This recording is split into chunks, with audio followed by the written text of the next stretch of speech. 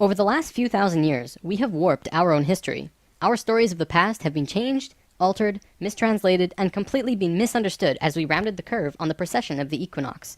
Modern views of our history account for many things, but completely dismiss many very important pieces in the puzzle. For example, the pyramids of Giza. There is no modern theory that accounts for how these could have been made. Individually, each block cannot be pulled even with 50 men pulling it, let alone drag it for hundreds of miles and then stack them on top of each other 450 feet in the air, in such a precise way that even modern technology can't achieve. Not to mention having it lined up precisely with both Orion's belt, a golden mean, and Fibonacci spiral, and be a primary nodal point of every sacred site on the planet. And that's just one example. Our history is not what we think. Many things that we've been led to believe to be true simply is not. This has got to be the biggest. The field of archaeology recently saw some monumental discoveries that are rocking the foundation of what we think we know about ourselves. Many ancient cities such as Babylon, Erech, and Akkad that were written about in the Bible and other ancient texts were always thought to be myths because no one could prove they existed.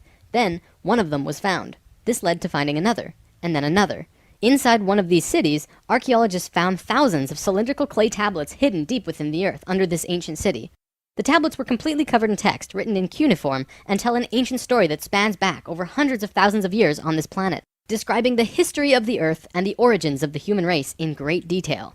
Now, the first thing we all want to do is just say that they were making things up. They didn't know the history of Earth, and they were simply creating tales to explain where they came from. However, if this was true, how can we explain how they knew so many things about the universe that would seem impossible to know? Not only did the Dogons know all about the distant planets in the solar system, but so did the Sumerians. They described them all in great detail in these Sumerian records. They also knew about the precession of the equinox. That's a tough one for a historian to understand, because it takes over 2,000 years of continuous observation to actually learn that the Earth has a wobble. The Sumerians had this information from day one of their civilization. A man named Zacharias Sitchin spent a long time transcribing these texts and had put them all together in his books, but many others have also done the same, and the interpretations are always very similar. Not only that, but Thoth has also shared information about this with us, and his account matches the Sumerian records. Adamus and other channelings discuss it as well. If you see all of these records and sources, there is a huge connection between the stories. Now, this story spans back hundreds of thousands of years into our past. It talks about Tiamat and Nibiru, the Nephilim, seeding the human race, Adam and Eve, and the children of Lemuria. This portion of the story is really interesting, but not the most crucial to know. We're not going to be covering this at this time. We are, however, going to be picking up the story at the end of Lemuria, and discussing the events of Atlantis up to present day. What I'm going to tell you is a mix of what these records say, along with what Thoth has told us for some finer details. Please have your own experience while watching this. I'm not going to tell you that this is fact. I am simply saying, decide for yourself.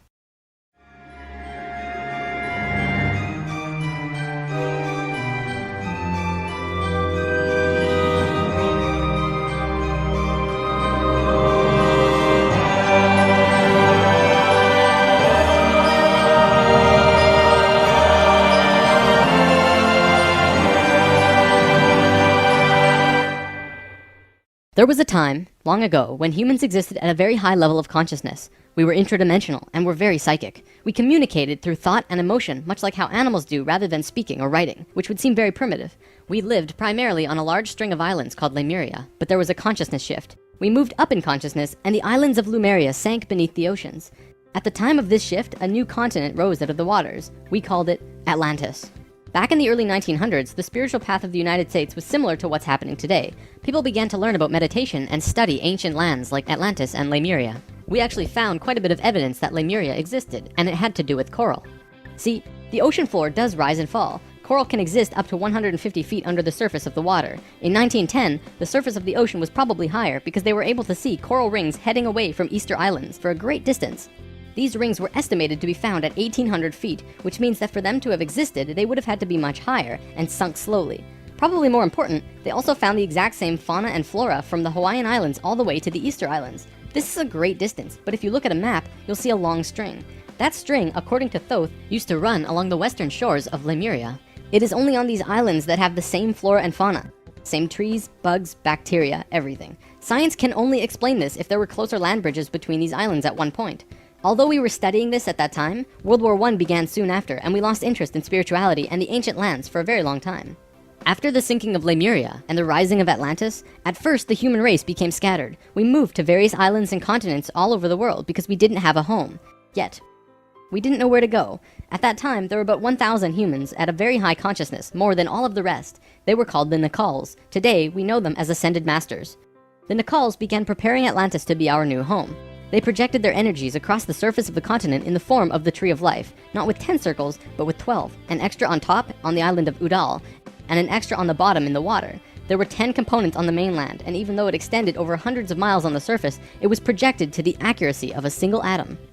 We chose to move to Atlantis because of the Kundalini. In humans, the Kundalini is often referred to as the energy serpent that runs up and down your spine. When activated, it provides an immense amount of energy through all of the chakras. The Earth itself also has a Kundalini because the Earth is alive, like an organism, running from the center of the planet to a specific place on the surface. Wherever the Kundalini resides, the people there become the spiritual leaders of the world. The Earth chose Atlantis to be the new energetic center of the planet. After Atlantis, the Kundalini moved to the mountains of Tibet, which is why the Buddhists were the leaders in pure spirituality for the last 13,000 years. It was a very pure place. It moved again within the last 10 years, but that's a story for another time. If you want to read more, check out the book The Serpent of Light by Drunvalo Melchizedek. Suddenly, in a single day, the Nicals breathed life into the Tree of Life on the surface of Atlantis. This created vortexes of energy rotating out of each and every circle. Once the vortexes were established, the children of Lemuria began to be called forth. Millions upon millions of Lemurians who had settled all across the planet began to be pulled toward Atlantis. A great migration began. However, the Lemurian body of consciousness had only reached the age of 12 as a planetary consciousness. Because we were right-brained, we were a female species, like a 12-year-old girl. And some of our centers weren't working yet. They had worked with these energies, but only mastered 8 of the 10. Each migrating Lemurian was attracted to one of these 8 centers on Atlantis, depending on the nature of the individual. There, they settled and began to build cities. That left 2 vortexes with nobody using them, not a single person. These 2 vortexes were pulling life toward them, and in life, you can't have an empty place. Life will find a way to fill it. Similar to if you were driving along a freeway, following another car, and you drop too far behind, someone will fill the place. That's exactly what happened on Atlantis. Though the Lemurians had only filled 8 of the vortex areas, Mayan records state clearly that there were 10 cities in Atlantis when it fell. You can see these records in the Troano document, which is now located in the British Museum. This document is estimated to be 3,500 years old, and it describes in detail the sinking of Atlantis. To fill these 2 empty vortexes, according to Thoth, 2 extraterrestrial races stepped in. Not 1, but 2 completely different races. The first race were the Hebrews, coming from our future. Thoth says that they came from off-planet, but we don't know where exactly. The Hebrews were kind of like a kid who went through 5th grade and didn't make it, so they had to do that grade over again. They learned all the math, the left brain stuff, but they didn't get the right brain aspect of evolving consciousness, the doing. They didn't graduate to the next level of evolution, so they had to do it again. They knew a lot of things that we didn't know yet and brought many concepts and ideas to us that we weren't aware of yet. Now, if this is true, this would explain quite a few things about the Hebrew people in general. They seem to have many sacred geometries hidden within their culture. It also puts perspective on the story of Exodus. Perhaps Moses incarnated into that lifetime to free the Hebrews because they were not direct descendants of humans and were being treated unfairly. Or could it be that Moses was visited by an ascended master of the Hebrews who guided him to free their people? Given what we know about dimensions and consciousness, it definitely puts a fresh perspective on old stories that didn't make much sense. We could talk about this more, but let's continue for now. There were no problems caused by the Hebrews coming to Atlantis. They actually benefited our evolution.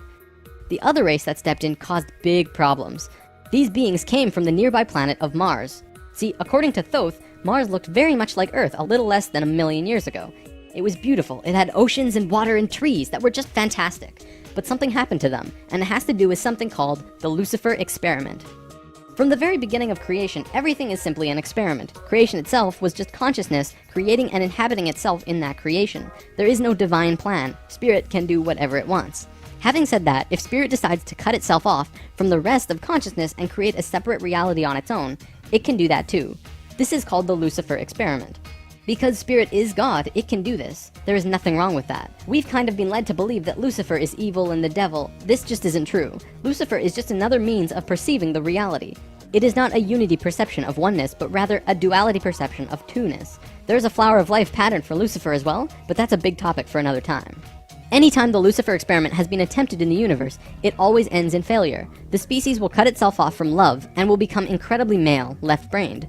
What always ends up happening is that everyone becomes very greedy. There is no compassion for one another, and everyone ends up fighting until they end up killing themselves. More than 1 million years ago, the beings on Mars joined the Lucifer experiment, and it failed dramatically. Basically, they cut themselves off from the unity of the universe and created a separate reality. When the Martians severed the love bond, they became pure male, logical beings with no emotions. What happened on Mars was that they ended up fighting. Mars became a battleground. Eventually, it became clear that Mars was not going to survive. They blew their atmosphere away and destroyed the surface of the planet. Nova recently did an episode on planetary magnetics, and they found some interesting things about Mars. The planet didn't have a magnetic system, however the surface was magnetized, implying that at one point it did, but that something happened. Now, we've been discussing the star tetrahedron before, and now I want to give you a brief understanding of the Merkaba. The Merkaba was known in ancient times as the Chariot of Ascension. It is the star tetrahedral energy field around the body. All around the world there are references to this in ancient texts. When activated to its full potential, the Merkaba, which is both a tool and part of your being, can be used to do the impossible, included but not limited to changing dimensions and traveling through the universe. Before Mars was destroyed, they built huge tetrahedral pyramids. They built 3, 4, and 5-sided pyramids, eventually building a complex that was able to build a synthetic Merkaba. After 1 million years or so, it's been eroded, but the proof is there. Now, because the Martians were severed from the Unity consciousness, they couldn't create a living Merkaba. They simply used it as a tool. They created a synthetic Merkaba to travel in time and find a new home. A small group of Martians tried to get away from Mars before it was destroyed, and that place they found was Earth. About 65,000 years in our past. They saw this little vortex sitting there, just pulling in life, with no one in it. They didn't ask permission. Being part of the Lucifer experiment, they just said, alright, let's do it. And they stepped onto that vortex, and in doing so, they joined and changed our evolutionary path.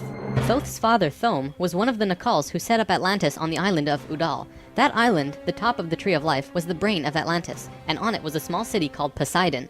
This city is what Plato was discussing when he said that Poseidon bore 10 children, the 10 circles on the Tree of Life. Poseidon was made of 3 rings painted in black, red, and white stones, and it was the symbol for Atlantis.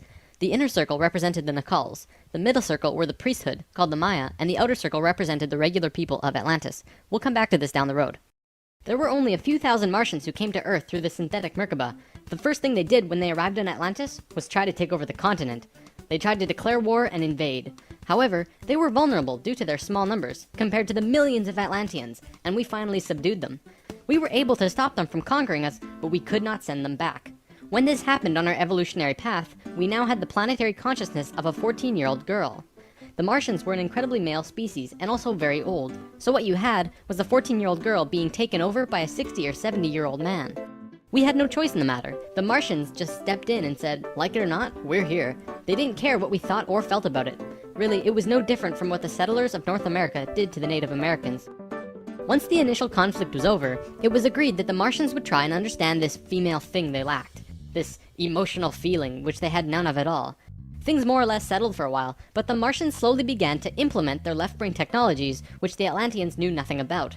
One after the other, the Martians kept putting out these left-brain inventions, until the Atlanteans slowly began to see things through their left brain. We slowly began to become a male species. The Martians gained control, bit by bit, until eventually they had all of the power, as was their intention. The animosity between Atlanteans and the Martians never subsided, not even till the end of Atlantis. They hated each other. The Atlanteans were shoved down and treated like inferiors. It was like a marriage that the female component didn't like, but the male component didn't really care if she liked it or not. It remained this way for a very long time, until about 26,000 years ago, when the next phase slowly began. Before we continue, we have to talk about polar shifts. See, in the 1930s, Edgar Cayce was channeling information for a geologist when he stopped and he said, "There's something you should know. In the near future, the Earth's poles are going to shift." Cayce was a brilliant man with a very strong connection to higher dimensions, where he communicated with other beings for the human race. Ultimately, it was because of his channelings that the belief system called New Age was created. This is again just putting what he was doing into boxes of understanding, because no one else understood what he was doing at that time. Nevertheless, when Cayce talked, people listened. Geologists began exploring the possibility of a polar shift, and they found something remarkable. A string of major pieces of evidence came forth and lent tremendous weight to what Cayce was saying, and they have now changed the world's view on the subject. Scientists believed that if there was going to be a physical pole shift, there would also be a change in the magnetic poles. Through studying lava beds, geologists were able to see where the planetary magnetics were when the lava beds hardened at certain depths. They found that the earlier magnetic poles were not where they were now, but in Hawaii. The last shift that took place was 13,000 years ago, and we will get there in the story soon. They did another test and found that it had shifted again 26,000 years ago as well. Scientists also learned that polar shifts happen very quickly. In a single day, the magnetics would do a complete flip, or turn 90 degrees. There's that number again.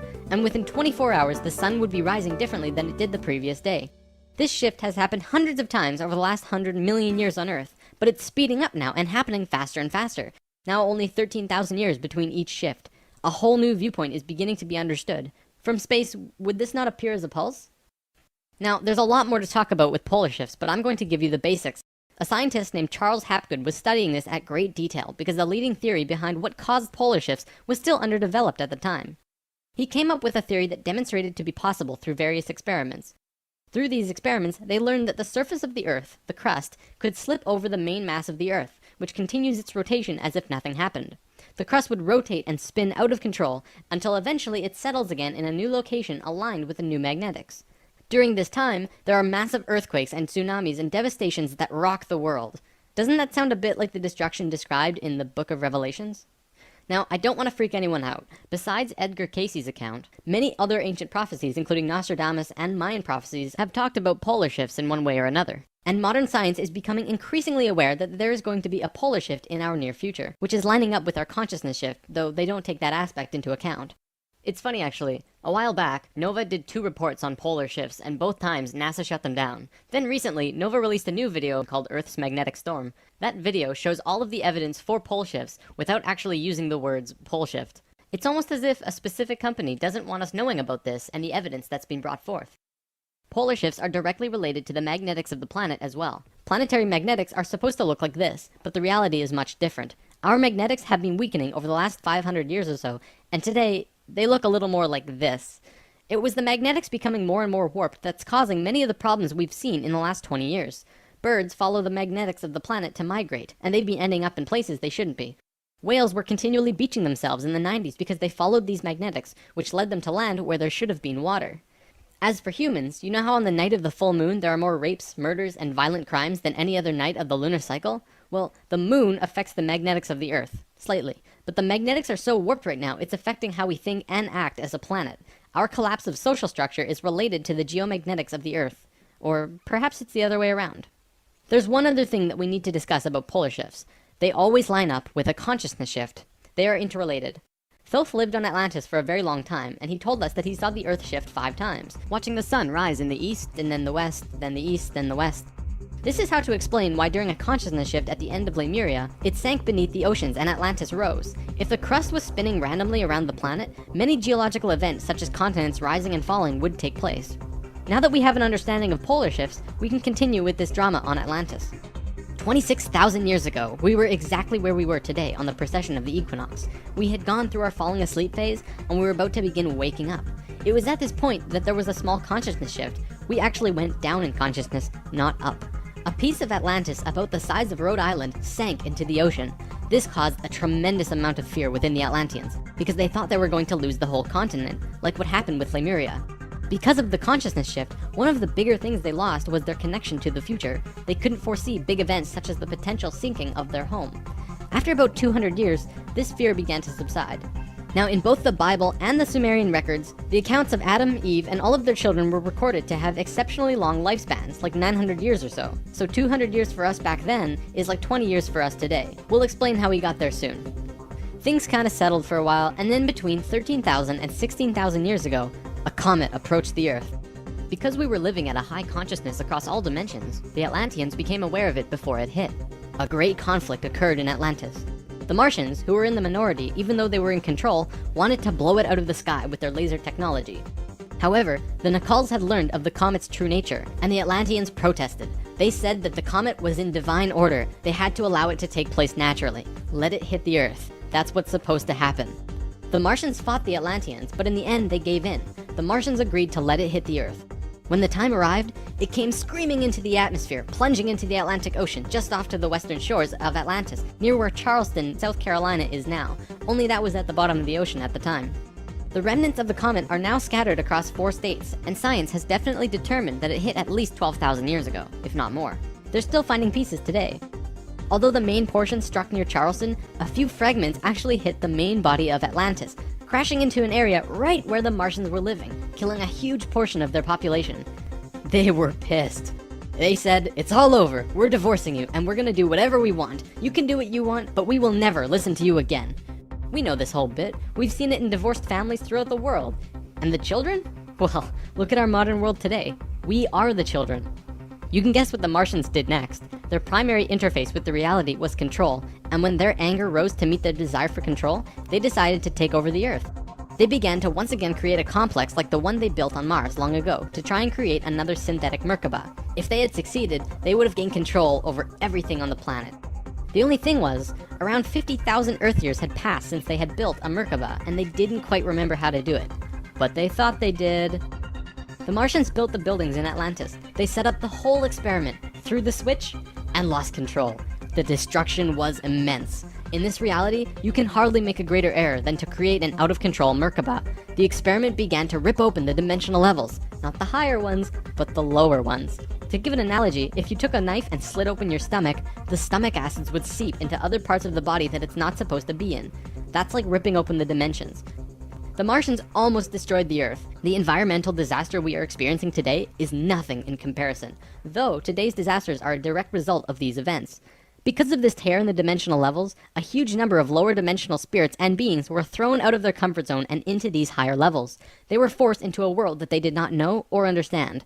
To survive, they needed bodies and began automatically entering into the bodies of people. For every human body, there were hundreds of lower dimensional spirits inhabiting them. These beings were Earthlings like us, but very different, not coming from this dimension. It was a catastrophe, probably the biggest the Earth has ever seen. The reason the Nacals were special wasn't just because of their incredibly high consciousness, making them like guides of Atlantis. They also had achieved what today we call immortality. Let's just say they figured out a way to keep their body healthy and young for as long as they chose, and could choose to pass on whenever they desired it. When reincarnating, they do not suffer the great memory loss that we do when we incarnate. They did it through their expanded consciousness and tantric interdimensional sex meditations. This is how Thoth was a priest king of Atlantis for thousands of years and stayed on Earth until 15 years ago when he gave all of his memories and understanding about sacred geometry to a man named Drunvalo Melchizedek. The Merkaba is formed out of 3 star tetrahedrons overlaid on top of each other. 2 of them are counter-rotating and the third is stationary. When the Merkaba is formed with the unity consciousness, it is formed internally with love. When it is formed externally through the Lucifer experiment, it does not have that love and can become unstable very quickly. The Martians' attempt at controlling the world took place on one of the small islands in the west of Atlantis. This place today is known as the Bermuda Triangle. It's a triangle because the top of the stationary tetrahedron of the Merkaba is actually sticking out of the water there, which causes a huge electromagnetic imbalance in that area. Many planes and boats have reported to have gone missing there. They just vanished without a trace. The imbalance is multidimensional, and in many cases, these ships and planes have been sucked into different dimensions, never to be seen again. That Merkaba is still there on the seafloor today, but from what I know, it's going to be corrected soon. The Nacals did their best to save Atlantis. They sent most of the lower dimensional beings back, at least as many as they could, and sealed up the dimensional tear. Despite this, the situation got really bad, really fast. All of the economic systems collapsed. Financial, social, and all concepts of how life ought to be completely broke down. Everyone on Atlantis began getting sick with weird diseases, and the entire continent went into a state of survival. Life was no longer about living. It became about surviving until tomorrow. It was a literal hell on Earth. The Nacals had no idea what to do. They were children compared to the events that had been thrust upon them. So they prayed. They prayed to the highest levels of conscious life in the universe, asking for help from anyone who could hear them. The problem was reviewed on many high levels of life, who I am drawing as the Justice League because the 11th and 12th dimensions are completely incomprehensible to us in our current state. What they told us was this: we were going to fall. We were going to hit rock bottom, level 1, the lowest place we possibly could be in the universe and still survive. Also, we were changing polarity. We were no longer a female species, so we were starting from square one as a male species.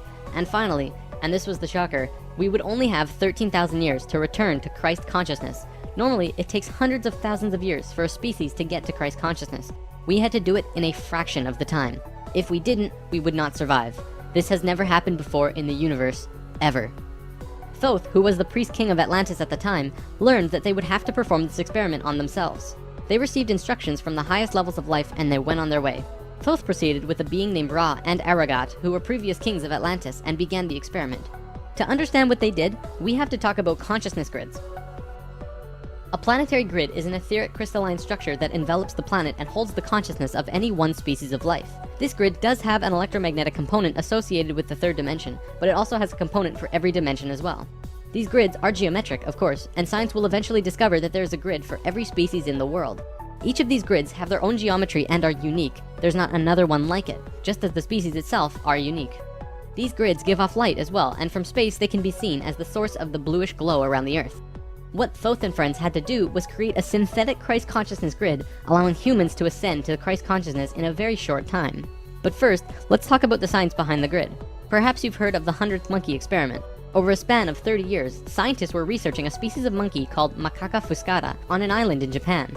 They were providing the monkeys with sweet potatoes by dropping them in the sand. The monkeys liked sweet potatoes, but they didn't like the sand and dirt so much. A few monkey children figured out that they could wash their sweet potatoes, and some of them taught the technique to their parents. Only a few of the adult monkeys did this though. This went on for some time until one day the monkeys who actually knew the technique hit critical mass. And bingo, the technique started spreading faster than it did before. Monkeys started learning it really easily across all of the Japanese islands nearby as well as on the mainland. They knew that there had to be something that wasn't yet understood about how a species is connected to itself. So what did we do? We tried it on humans. A research team made a picture out of human faces. About 100 faces hidden within a single picture, but at first glance, you could only see about 6 or 7. They did several surveys with a few hundred people in Australia and said, alright, find the faces. Most people could only pick out 6, 7, 8, 9 or so, not many more. After that, the research team went to Britain and aired the picture on a closed cable BBC special that was shown only in England. They showed where all of the faces were, every last one. Half of the research team, which stayed in Australia, did the experiment again with new subjects. And lo and behold, people were just naturally able to see more faces. After this experiment, they knew that something definitely connects us all, and the field of noetics is learning more about it daily. It's mass consciousness. In lesson 11, I showed you the 3 levels of consciousness. Each of these levels have their own consciousness grids around the planet, and our second level grid is based on squares and triangles. Many governments of the world, especially the Russian and US governments, were studying our grids back in the 60s and probably earlier. When mapping out the grid on the planet, you find little military bases on many of the nodal points of the grid. There are tons of these bases way out in the middle of nowhere, like on little islands like Guam. This couldn't be a coincidence that these government powers placed their bases right where the little spirals came out of the grid. They were trying to take control of the grid, because if you control consciousness, you control what we think and feel. Of course, there was another organization that had its hand in both of these governments, and still do, and we will discuss them soon enough. This grid is visible through astral projection as well. 13,000 years ago, it began. Thoth, Ra, and Aragat were to create a global complex that was able to build a synthetic Christ consciousness grid over a 13,000 year time period. The first thing they did was to fly to a place which is now called the Giza Plateau, but back then it was known as the land of Chem. It was also a rainforest back then as well, not desert like it is today. First, they created a grid around the planet 4th dimensionally, and then began to construct it in the physical 3rd dimension. They went to the male energetic axis of the Earth and constructed a complex which today is called the Solar Cross. These men were 6th dimensional beings at that time and were living at a very high level of consciousness, so whatever they thought happened instantly. It was that simple. According to Thoth, he built the Great Pyramid, not the Egyptian king Cheops. Thoth says that it was built 200 years prior to the pole shift and built very quickly. These pyramids were aligned precisely with both Fibonacci and golden mean spirals emanating from out of the solar cross. Interestingly enough, Edgar Cayce also channeled that the pyramids were constructed in this time. The pyramids were also found to be built from the top down. The stones on top were placed first, which has baffled researchers ever since. Every time more is learned about the pyramids, we move further into dark on understanding how they were formed. If what Thoth says is true, well, that explains everything. From there, Thoth and friends constructed an entire network of temples and structures along this grid 4th dimensionally, placing them on nodes on the new synthetic Christ consciousness grid they were creating. All of them were made with Fibonacci or golden mean spirals, and all of them were mathematically referred back to the solar cross in Egypt through the Great Pyramid. The creation of all of the sacred sites on the planet were no accident. It was a single consciousness that created them all, from Machu Picchu to Stonehenge to Zaghuan, you name it. There are a few exceptions, but most were created by a single awareness as part of a unity consciousness grid. Although the Great Pyramid was done all at once, many of these ancient structures of the world were made 4th dimensionally and slowly dropped in frequency until they manifested on the 3rd dimension over a long period of time. Richard Hoagland's research brings this forward, but he wasn't the first either. They showed how one sacred site is extrapolated from another to another to another. A hot topic of discussion right now are ley lines. These are simply geometric relations between sacred sites. Archaeologists are now finding these huge connections between major spiritual sites in the globe, and now we know why they're connected. These sites had to be built physically so that the Christ consciousness grid could manifest. In a way, think of the physical sites as the wiring of a giant wireless electrical system, and then it needs about 13,000 years of continuous energy flow for it to actually turn on. And just so that you're not left in suspense, yes, the grid was completed. It came to life and is now active, though not really used. Congratulations, Earth! We actually survived. Not only has Thoth told us this in person, but he's also written it down in the Emerald Tablets. These tablets were left in the Great Pyramid thousands of years ago. There are 12 tablets in total, formed from a substance created through alchemical transmutation. They are imperishable, resistant to all elements and corrosion. Their atomic structure is fixed in place, and no change can ever take place. In that respect, they violate the material laws of ionization. These tablets share a great wisdom, and you can read them at over 100 different levels of consciousness, and you will always understand them differently.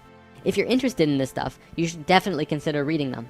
As you can probably tell, Thoth plays a pretty large role in what happened. Most of this information comes from him. Thoth also provided most of this information about the flower of life and its geometric relationship to consciousness with us. And this stuff is tied intimately to the geometry of the universe. Considering the quality and quantity of information that he has shared, it makes you really start considering that this next part can be true.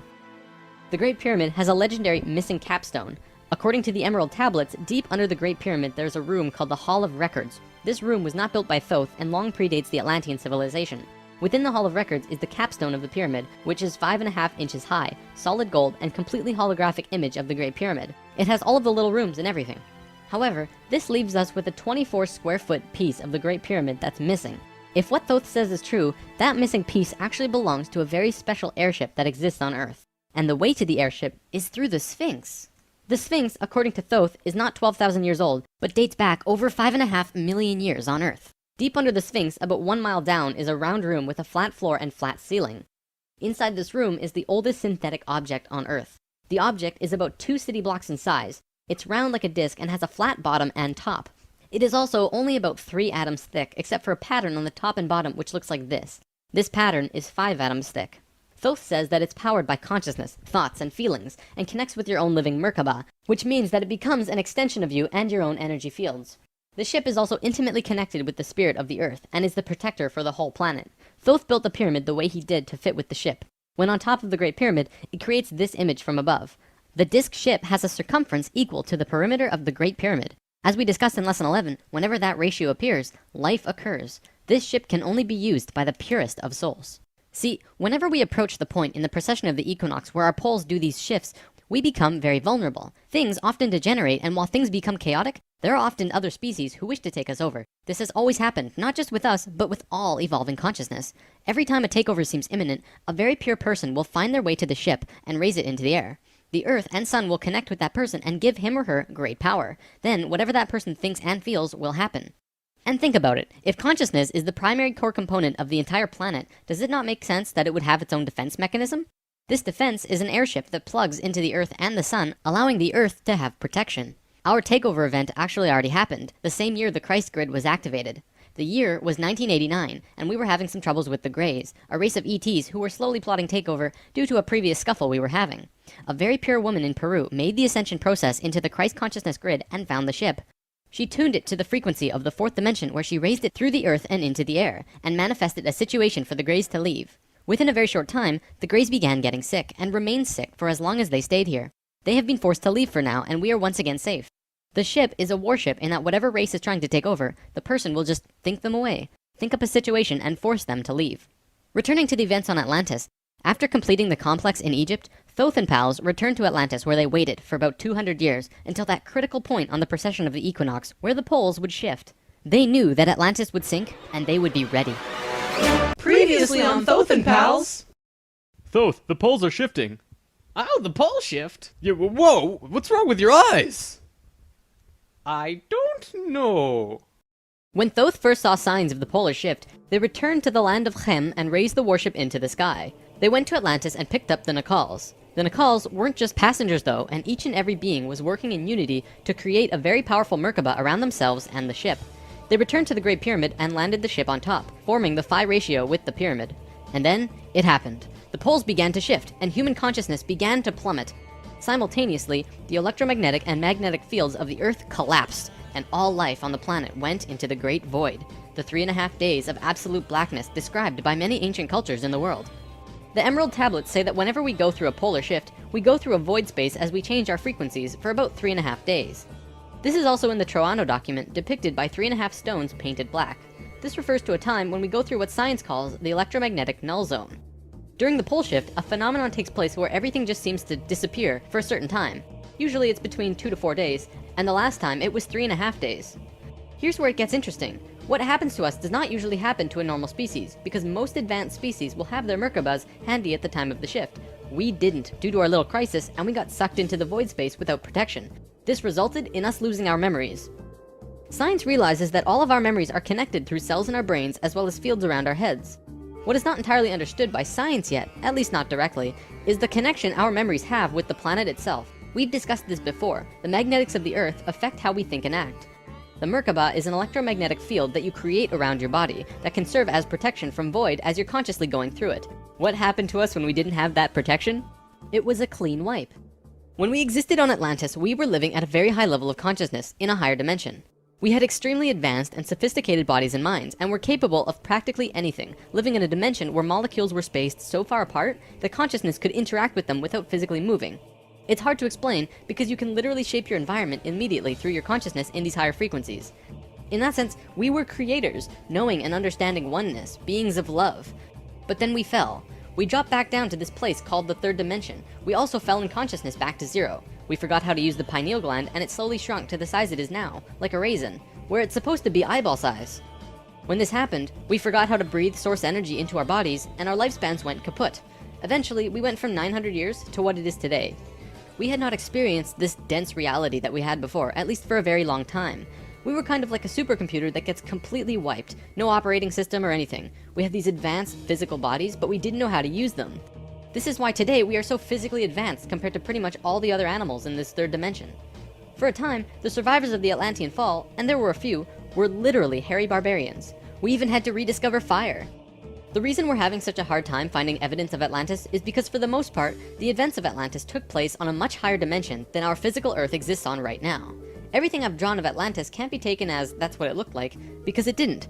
This landmass did physically exist, but the Atlanteans were not inhabiting that dimension of its existence. If the warship hadn't been protected by the Merkaba, the Nacals would have lost their memories. They retained their memories when the Earth came out of the void and began their work once more. Thoth and 1/3 of the Nacals went to the Island of the Sun in Bolivia. Aragot and 1/3 went to Tibet, and Ra and the remaining third went to Egypt, where they waited. Now, we're going to begin bridging the gaps between this story and our current history. In between the fall of Atlantis and the dawn of our first civilizations, who were the Egyptians and the Sumerians, there was a 6,500-year gap between them. What was happening to us in that time? We have to look at this precession chart again. This is where we fell in consciousness, point C, and this was our falling asleep phase too. Thoth, Ra, and the Ascended Masters were waiting until point D. They had to wait for humans to just evolve themselves over a 6,500-year time period until they were advanced enough to actually receive this new information that they were going to provide. Sometime in here was when the flood of Noah occurred. Because of the pole shift, the Earth went through an ice age. This is scientific fact. When the ice melted, it would have caused massive flooding. DNA is the physical manifestation of who you are. It is your soul's physical aspect. What we are seeing in DNA is changes in the codons. There's 64 possible codons in DNA, and humans only have about 22 or so. What we're finding is that there are 6 more codons being activated within these children, and they are choosing 2 of the 6. These kids are what we call indigo and crystal children, and probably the super psychics as well. Now, this is a chromosome. Basically, what this is lots and lots of DNA wrapped into this weird H-like shape. This is located in every cell and is part of your body of consciousness. What Thoth tells us is that every level of consciousness seen here not only has its own consciousness grid, but its chromosome change as well. The second level, where we are now, has 44 and 2 chromosomes. To any scientist, this is basic biology. The first level, however, has 42 and 2, and this third level has 46 and 2. The fourth and fifth have 48 and 2 and 50 and 2 respectively. The primary physically visible difference between these DNA in all life is height. The first level has an average height of 4 to 6 feet tall. The second level, us, has an average height of 5 to 7 feet. Third are about 10 to 16 feet, which we are about to translate to. Fourth is 30 to 35 feet, and the last is 50 to 60. You may remember a being named Metatron, the Hebrew archangel who is the perfection of what humanity is to become. He was 55 feet tall, that guy. The last 2 heights are far in the distant future for us, though. This is a place in Egypt today called Abu Simbel. The first thing you notice is that these statues are huge, but with the information about the DNA, this paints a different picture. These beings would be in the 60-foot range if they were to stand. They were at the 5th level of consciousness. These beings on a different wall are 35 feet tall, 4th level of consciousness. Here are some 3rd levels as well. Archaeologists saw this and thought that it meant that the man was just much more important than the woman, when in actuality, the kings of Egypt had 5 different names, one for every level of consciousness. Some of the kings were even able to translate into different dimensions, and that's how they guided the population with the power of the gods. In Egypt, according to today's top archaeologists and researchers, the Egyptians and Sumerians both began their civilizations right around the same time from each other, within a few hundred years or so. Both of these civilizations emerged out of nowhere with perfect writing abilities that were not improved upon since. When they first emerged, they were extremely sophisticated and clear, and slowly degenerated over generations. No archaeologist can explain how this happened or explain how it could have happened. They placed Egypt and Sumer into a special classification called stair-step evolution. What happened was, one day, Egypt got its language, full and complete. Then the knowledge leveled off. And then it got another massive leap a little while later. Then suddenly, they knew everything about water and moat systems just perfect. Then, a little time later, bam, they're masters of hydraulics. How did Egypt and Sumer do this? Well, this is what Thoth said. When we were evolving on our own for 6,500 years, Ra and the Ascended Masters were waiting in an underground city beneath the Great Pyramid. We'll come back to this in a bit. Thoth's son Tat formed a group called the Tat Brotherhood, which is a secret group that still exists today as protectors and keepers of the sacred temples. Today, they're still connected to the Ascended Masters. So about 6,000 years ago, some members of the Tat Brotherhood would wait until they would meet someone who could understand what they were going to teach them. When they found someone, they would just tune their frequencies to the third dimension and walk up and tell them information flat out. They said, hey, if you do this and this happens. The Egyptians would say, wow, look at that. Then they would go underground, wait another little while, and repeat the process. Over a short period of time, the Egyptian and Sumerian evolution shot up in stair steps. As for the Sumerians, they also received a more detailed story by those who were assisting them. They described to the Sumerians in all of the details they remembered. They said, this is the history of the planet, write it down. The Sumerians knew about the precession of the equinox because they were told it by the Nacals from Atlantis. After this stair-step period, we began to fall asleep further. Things got worse once more. It was our falling sleep stage of precession, and although the Nacals had given us a boost, we were consciously dozing off. On that note, it's time for the story about the city under the pyramid. Keep an open mind about this because there is very little proof for what I'm about to say. For over 40 years, Drunvalo Melchizedek has been studying human consciousness through sacred geometry and spiritual teachers and masters all over the world. In 1996, he was contacted by a source in Egypt who said that something incredible had been discovered. A stone stele came out of the ground between the paws of the Sphinx into the daylight. They removed it and dug into the earth beneath the Sphinx. There they found a room with 3 tunnels leading off of it. One of the tunnels, which went to the Great Pyramid, had another tunnel coming off it, and it was shielded by a wall of light. Bullets could not pass through this field, and people could not even get close to it without feeling like they're going to die. The Egyptian government found a particular person who could turn off this field. They also had brought in Paramount Studios to film it, as they had filmed the opening of King Tut's tomb. They had a good relationship with Egypt. The government wanted several $1,000,000 from Paramount, but at the last minute they asked for an extra $1.5 million under the table. Paramount was outraged and they backed off. Things were silent for about 3 months. Then Drunvalo heard from a source again who was involved in all this, who said that 3 men shut off the light field and went inside. They found themselves inside a very large building that went on for miles underground, which was really the edge of a giant underground city, which was really just one giant building. Then, a little while later, an Egyptian archaeologist named Larry Hunter began describing the same thing, but more detailed. He said that the city was 6.5 by 8 miles wide and 12 stories deep, and the city was outlined by specific temples in Egypt. The 3 pyramids are lined up with Orion's belt, but there are also small temples for every other star in the constellation. Those temples map out the city underground and are made out of a special stone not found anywhere else in Egypt called Koinen stone. Incredibly enough, very recently, ancient tunnels were found in Romania that led to both Egypt and the inner earth. Now, I don't have time to go into detail about this particular story, but if you want, check out the book Transylvanian Sunrise by Radu Sinamar. To be clear, this is a theory that has not been accepted by the Egyptian government, but the underground city that Thoth said was there is, according to Mr. Hunter, marked by temples made of a unique substance, and the temples match the star pattern of the constellation of Orion. 4,000 years after the stair-step evolution, we were at our lowest stage of our evolution. We were hitting bottom on the awareness road. Suddenly, out of the darkness, 3 men came to Earth to give us a little nudge. Everything in ancient Egypt was synthetic. They had this entire civilization based around achieving heightened states of consciousness, but they had to do it through tools. Now, we're not going to look at each of these tools individually, but let me give you a brief overview here. This tool was used for transferring vibrations into the body. Along with that were the hook and flail. This little device was a kind of generator to increase vibrations, though there's not too much information available on it. This thing, however, was their most important tool, the Ankh. They saw the Ankh as the secret to eternal life, and they used it not as a physical tool, but as an energetic one. They would use this form and Ankh their sexual energy. Now, this could be a huge topic on its own, like how energy travels up and down the body through a vertical tube between 5 energy channels that counter-rotate as they extend through the body. But basically, sexual energy is an incredibly powerful energy. We definitely abuse it today, but what the Egyptians knew was that when you had an orgasm, a very large amount of energy bursts from your root chakra all the way up your spine to the top of your head, and then it gets released. What the Egyptians would do was when the spiral of energy hit their heart chakra, they would onk the energy out of the back of their body and over their head and back into their body, where they would keep the energy and retain a massive energy boost. In other words, if you take a tuning fork and hit it, it will reverberate for a certain amount of time. Then, if you attach an onk on top of it and hit it again, it will reverberate at least 3 times longer. The Egyptians were doing this with their bodies. Moving on, when Atlantis was first formed, the Nacals set up something called a mystery school.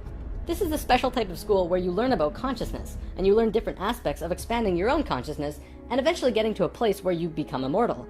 It usually took a very long time to achieve this state, and that's why there were only about 1,000 Nacals in comparison to the millions of Lemurians at the start of Atlantis. The first Atlantean to reach the immortal state was a man named Osiris. Ancient Egypt's mythology tells a story about Osiris, a man who was killed and cut up into pieces by his brother in an act of rage, and then the pieces were scattered. This event, perhaps less exaggerated than the myths, actually did happen, and it took place on Atlantis. Osiris's wife and sister retrieved the pieces, and upon returning the final piece, they restored the creative energy flow and brought his spirit back into the body. Through doing this, Osiris became immortal, and he was the first immortal of Atlantis. This story is told throughout ancient Egypt on many temple walls, and I'm going to show you why.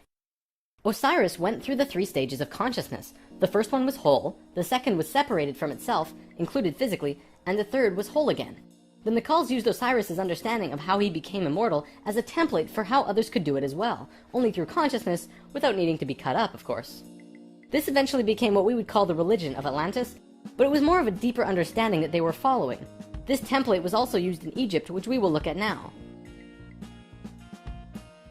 Through this stair-step evolution, we began to change from the first level of consciousness into the second. Before the fall, we had incredible memories. It wasn't this vague recollection that we have now, but today we might see it as full-tilt 3D holographic memory. After the fall, we still had a photographic memory, and could share these experiences with each other, which is called dream time. It is what the Aborigines of Australia still have today. Through the introduction of writing, however, we began to change from the first level of consciousness into the second. We lost our incredible memories, and became very separate from each other and ourselves. Thoth was the one who introduced writing, and if you look at ancient Egyptian culture, it even says, Thoth brought writing to us, as well as many other things. Now that we were in the second level, over time, things began to change, and a very serious problem developed, which if it hadn't been solved, it would have caused a major catastrophe in our own near future. Basically, in Egypt, the Ascended Masters had used Osiris's genetic coding of changing chromosomes to show others the path of ascension. They developed a system of 42 and 2 gods, with a lowercase g. They were actually called Neters. Most will recognize this one. His name was Anubis. There were 42 and 2 Neters who were representative of human chromosomes. Each one of them showed a specific pathway of life or human experience, and people would follow these understandings to learn more about their life or their own reality.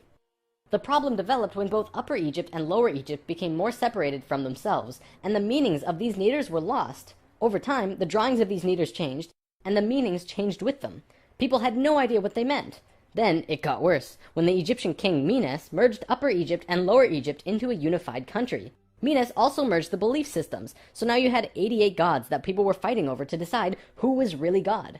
This was an issue, because now they had people not knowing what to believe, completely lost, separated from their understanding of their own divinity and God. Things became separated further, people fought over which gods were really gods. Today, we look back and say, wow, they thought there were so many gods, when really, this wasn't the case at all. Even with the help from the Tat Brotherhood, we just couldn't get it right. There was one short period of Egyptian culture that most historians don't really understand. As it's written in ancient texts and hieroglyphs, for 17.5 years there was a bizarre new ruler that completely changed how Egypt was run, and his name was Akhenaten. Before him, there were only kings. Akhenaten was the first pharaoh, which meant that which you will become. He was also, believe it or not, 15 to 16 feet tall, at least that's how he was always depicted, and had an elongated skull. Both of these aspects are related to Christ consciousness. Akhenaten abolished all previous understandings of God and tried to instill a one-God understanding in everyone. After 17 years, the majority of Egyptians revolted and Akhenaten was killed, soon to be replaced by someone else, returning to the old system. What actually happened?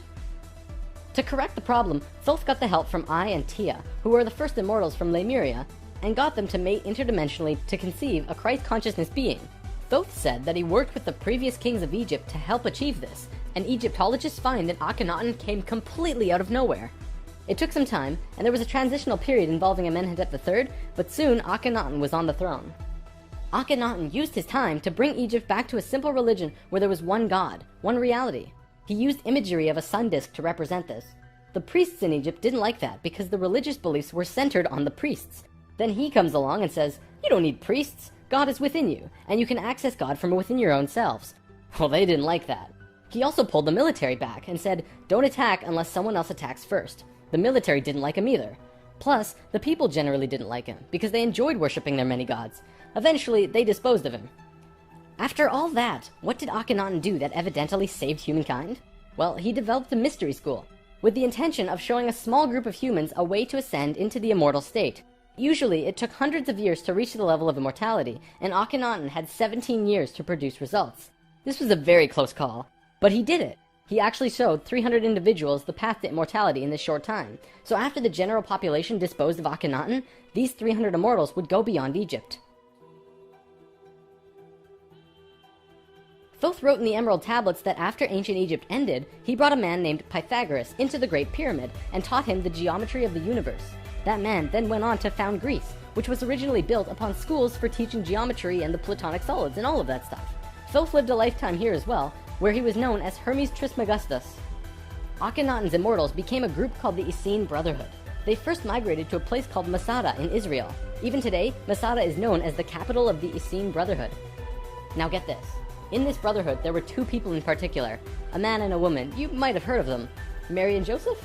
See, it was part of the Ascended Master's plan that they would bring in a being who would show the pathway to Christ consciousness. He would come to Earth as a second-level being, a regular Joe, and achieve Christ consciousness through the course of his life. Then, the ascension process, the transitional experience from the second to third level, would go into the consciousness grid that was still being formed. He was able to transition because he was originally from these higher levels. That man is known today as Jesus, although his name at that time was Yahshua ben Hur. If Yahshua had not shown up, we would not have had that ascension experience available to us today. None of us would be aware that these higher levels of understanding even existed, and we would destroy ourselves. According to what Thoth said, Mary and Joseph mated interdimensionally. Mary could have been a virgin, physically, but she mated with Joseph in a way that would allow a soul from a higher reality to come down to Earth and have a human experience. Usually, this is impossible to do otherwise. Through Yahshua's work, he came here just like us, a total human being, but he went through these three important stages: final death, resurrection, and ascension, and gave us these experiences so that we could access them down the road. Now, as we all know, the story of Jesus has a missing piece. He was a child, disappeared for some time, and then showed up again when he was 30. In a book called The 18 Absent Years of Jesus Christ, the leading theories about where he went was actually out east to either the Himalayan or Tibetan mountains, where he became an enlightened guru. He brought his teachings back to the world after that. If you remember from part 1, the Kundalini of the planet was residing in Tibet at that time. They were very spiritually adept people living there, and remain so today. Now, on the topic of Christ, there's something else I'd like to bring up: the Lord's Prayer. Today, we know this as the only prayer that Jesus taught, but did you know it's actually a geometric prayer meditation? A man named Bodhi McCoy spent over 20 years working with this prayer and analyzing it with sacred geometry, and has discovered some incredible synchronicities. In his book, Live the Promise, he explains how the original prayer, not the extended version mind you, has 7 segments or thoughts, which align perfectly with the 7 chakras as well as the 7 original branches of yoga. Bodhi teaches how to do this prayer meditation, as well as meditations him and his wife have developed based on the Lord's Prayer, called heart dances. It's really quite incredible to see how it all works with the pure geometries of the universe. If you wish to learn more, check out livethepromise.net. If you study Christian religion and Egyptian religion, you'll actually find that they parallel in almost every way except for the Egyptians' understanding of God. Most evidence shows that Christian religion came out of Egyptian religion, and then later they went back and discredited the Egyptians. Around 300 AD, there was a council called the Council of Nicaea, which was the syndication between the Roman political and religious authorities. Basically, the religious leaders and political leaders realized that they could unite and impose more influence on the people and control society through their unity. It's right around this time that we begin to see the manifestation of the New Testament, which was put together from scriptures and stories, some newer and some much older, which were renewed and superimposed on the life of Yahshua ben Hur, which today we know as Jesus of Nazareth. The term Christ actually stems back from much before the Bible. It comes from the word Christala, which is a word that derives from the original 7 core audible sounds of creation. When the creation of the universe occurred, the original tones were ka, ra, ya, sa, ta, ha, la. Christla actually was broken down on earth into 2 words, Christ, which soon became Christ, and Hla, which became Allah, which were broken down and changed through oral tradition. The symbol for Atlantis was 3 rings inside of the other. The inside were the Nacals, the middle ring were called Maya, and the outer ring were the Atlanteans. The Maya's job was communicating the messages from the inner circle out to the regular people of Atlantis. When Atlantis sank, the Maya took their knowledge, a crystal skull with memories of Atlantis, and their calendar, and went out to what today is called the Yucatan Peninsula, birthplace of the Mayan civilization. Their calendar is the most advanced, detailed calendar on the planet, and it has its roots in Atlantis. Over the last few hundred years, a group of people have slowly monopolized the entire world into what it is now. Today, there are 13 families that are among the richest families in the world. They have their hands in next to every organization and government and control over 95% of the money. They control our modern world from the very tippy top.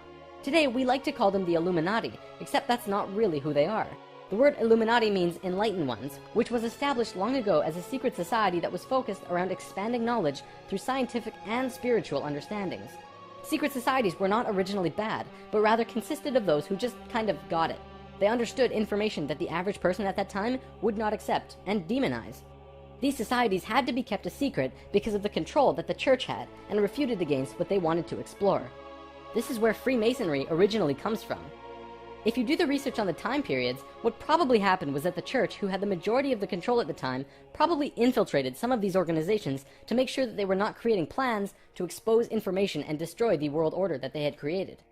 This led to the church exposing some of the societies as devil worship and blasphemous, and fear of these groups rose. Over time, many secret societies branched off by those who were corrupt or previously infiltrated by the church, and gained more control through the church and large organizations that were being established. Today, there exist 13 families around the world who pretty much own the world, with over 95% of the money and a lust for greed, power, and control. More and more information has become present lately that many of these families may have DNA that is different than the rest of the human population. It is speculated that they share DNA that was passed down from the Martian race or other species races. They contain no love or emotion and are completely power-driven. This brings us to the end of the human history story for spirit science, but of course, it's not really the end. For one, we've only really scratched the surface of discussing many of these topics. Secret societies, for example, would take another 2 or 3 lessons to really get into. Plus, the human history story won't end because we're still living it, and what happens next is ultimately up to you. This story, while seemingly unbelievable and at times outrageous, does explain a lot. Think about it. We've covered the Bermuda Triangle, the face on Mars, Jesus, what the Egyptians were doing, the rise of Greece, pretty much most modern religions, the reason we popped up out of nowhere 6,500 years ago, the stair-step evolution of those cultures, and the story of Atlantis, which has been elusive to us at the best of times. It also explains the Great Pyramids and their connection to all of the sacred sites on the planet, the Sumerian tablets, the Emerald tablets, Lucifer, and as for the Hebrews, if you read their Talmud, it actually seems to suggest that they're not from here. I'm not going to tell you to believe it, but it definitely puts some perspective on many questions and aspects about the world which we generally just don't have conclusive answers to. Take it with a grain of salt though. After all, it is just a theory.